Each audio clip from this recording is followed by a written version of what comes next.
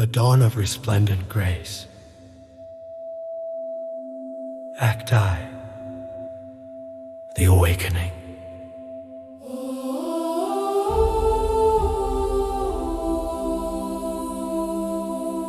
In the pre-dawn hush, when the world held its breath, the ancient cathedral stood like a solemn giant against the fading night.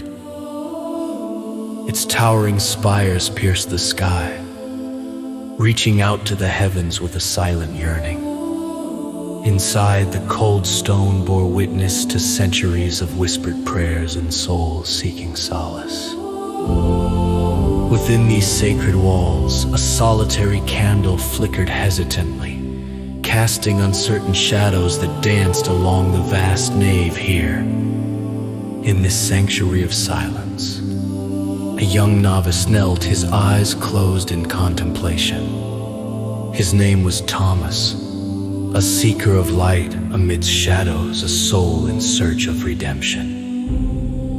The air was crisp with the scent of incense, a lingering aroma of holy frankincense that wove through the archways like an ethereal presence. Above, the great stained glass windows, still veiled in the early morning dimness, awaited their moment to ignite in vibrant hues. Thomas's heart was a tumult of unspoken fears and fervent hopes. He bowed his head, letting his forehead graze the cool marble floor. His whispered words mingled with the silence, a simple plea to God for strength, for forgiveness, for clarity.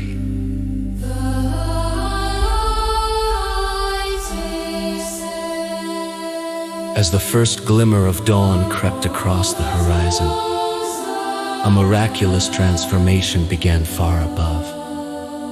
The eastern sky blushed with the tender colors of a new day, and the cathedral's stained glass awoke to life. Rays of morning light broke through the clouds, spilling through the vibrant panes in a cascade of shimmering brilliance.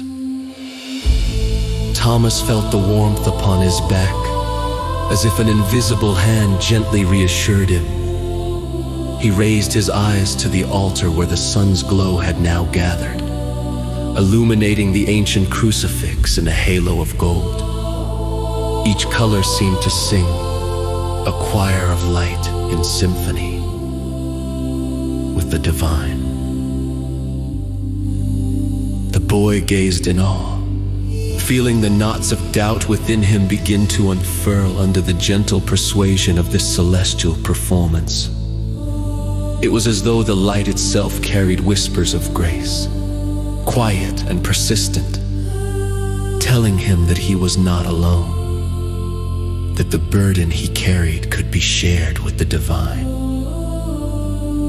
With a deep breath, Thomas stood, allowing the light to bathe him fully. His heart swelled with unexpected peace, his soul inflamed with renewed purpose. He whispered his thanks for such a dawn, a testament to the miracles born of hope and faith. As the morning brightened, the cathedral stirred with life.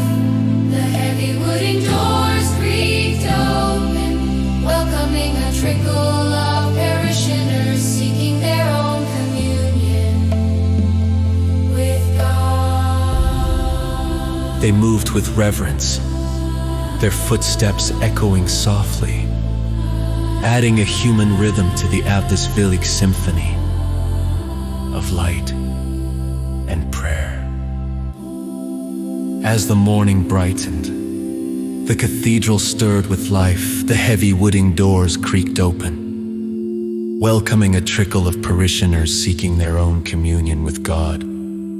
They moved with reverence, their footsteps echoing softly, adding a human rhythm to the atmospheric symphony of light and prayer. Thomas watched them enter, each face etched with stories untold, each prayer a secret shared only with the divine. He joined the growing congregation. Standing among them as a brother in faith, the air was thick with anticipation, the moment ripe with the collective yearning for connection and comfort. The priest, robed in white, ascended the altar, his voice a deep, resonant balm that filled the space with ancient words of wisdom.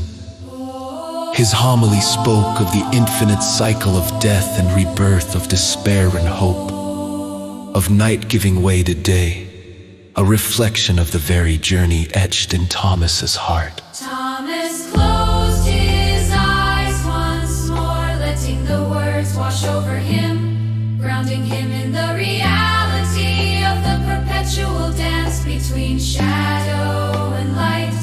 In that moment, clarity bloomed within, like a flower turning towards the sun, reminding him of the simple truth: to seek God was to find him in every dawn, in every heart, in every prayer spoken from the soul. The benediction of hope.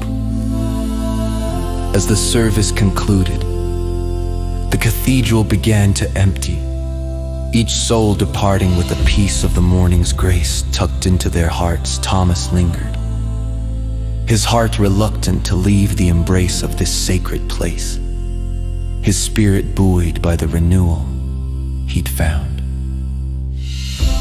He stepped outside into the fresh morning air, the sun now a full circle above, its light spilling across the landscape with unrestrained joy. Birds sang in earnest, their songs a jubilant chorus declaring the world's endless potential for rebirth. On the steps of the cathedral, Thomas paused, his heart soaring with gratitude. The world seemed new, painted in colors more vivid than before, alive with possibilities. He raised his eyes to the sky, where the clouds had parted like a divine curtain, revealing the endless blue. He whispered a silent prayer, a benediction of hope, sent skyward, a promise to walk forward in light and to carry the dawn that within blew.